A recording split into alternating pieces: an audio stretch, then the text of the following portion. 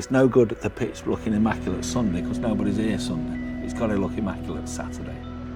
My name is Keith Kent. I'm the head groundsman here at Twickenham Stadium, home of England Rugby.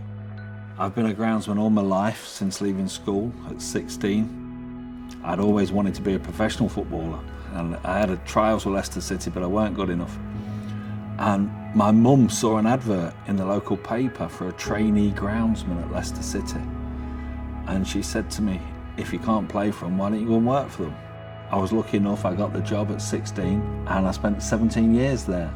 Then I saw an advertisement for a job and I rode after it, wanted to better myself, wanted to go further in my career. And I got the head groundsman's job of Manchester United in 1987. And to be honest with you, I always thought I'd finished my career there. But then out of the blue, I got an approach from Twickenham and they said, would I like to become head groundsman here? And the hook that caught me was, he said, what we'd like you to also do is travel the country and help all the little clubs and just offer advice up and down the land. And that's what got me. In my first 3 games here, we beat New Zealand, we beat Australia, and then we beat South Africa. And at that time, I didn't realise what a great game rugby is, and the great characters and the great people that are in rugby.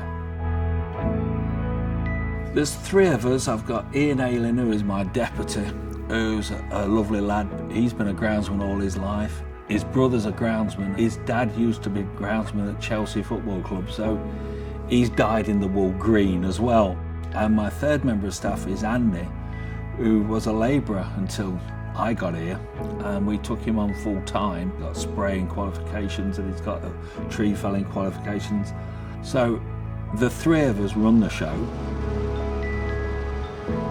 When we're coming into an international week, the most important thing is to get the pattern ironed in. So we'll mow the grass in 2 directions every day. We did it yesterday and we walked 5 miles each. We're going to do it again today and we'll perhaps walk 6 miles each.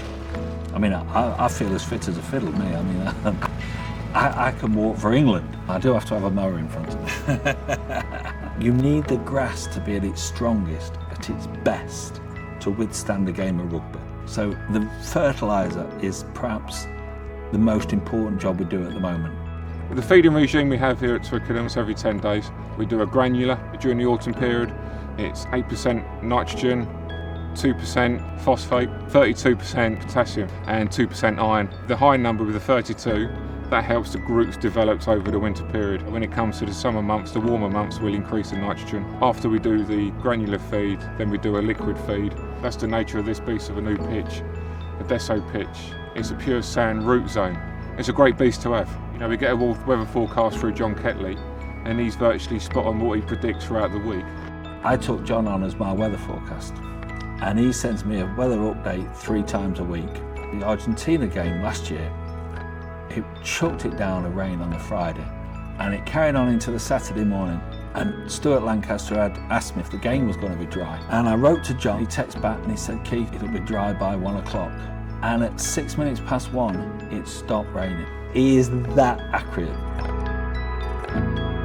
One of the things that makes me so proud is that everybody in this country who picks up a ball can get a game at Twickenham. We host the schools, the universities, Oxford, Cambridge, the Army, Navy, the Premiership, Championships. Everybody plays there. But we have a rule. We've sat down and we set out that every team that play here play on the best pitch that we can possibly give them. We don't lower standards. I love it.